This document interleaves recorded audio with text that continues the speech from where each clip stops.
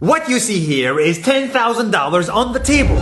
You can take this money as a loan, but I will charge you a little bit of interest rate. Like most people, you take the money and you go buy a nice car. But in 10 years, it's time to pay me back. And because of interest rates, now you owe me $20,000 and not 10. You will say, I don't have money to give you. And if you don't, I take your car and a piece of your house. This is how debt works. And after 3 years of traveling the world, I noticed that this is exactly what China is doing. For example, take the small island nation of Sri Lanka. This developing country needs money and China has a lot of it.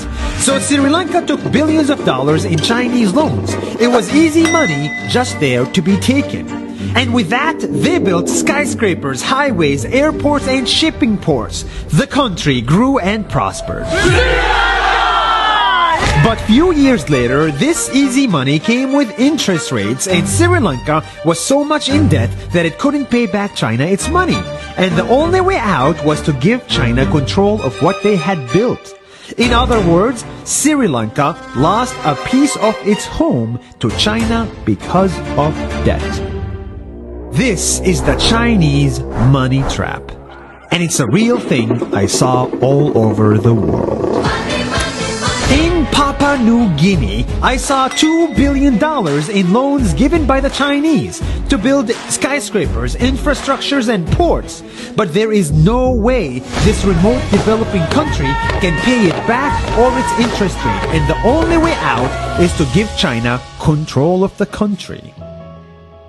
In the Maldives, Pakistan, Malaysia, Laos, Kazakhstan, Mongolia, Egypt, Kenya, and South Africa, the same thing is happening, and many countries are struggling to pay back Chinese loans. If you look closely, all these infrastructure projects like highways, ports, and bridges connect to China through the sea or through the land to form something far bigger, far more powerful than just a bridge. A new Silk Road. The world is already made by China, and I think slowly it will be owned by China. Don't get me wrong, building bridges, ports, highways, and airports is a great thing for the people and the country, but they come at a very high cost. And when these countries can't pay back the loans, these countries will lose their homes.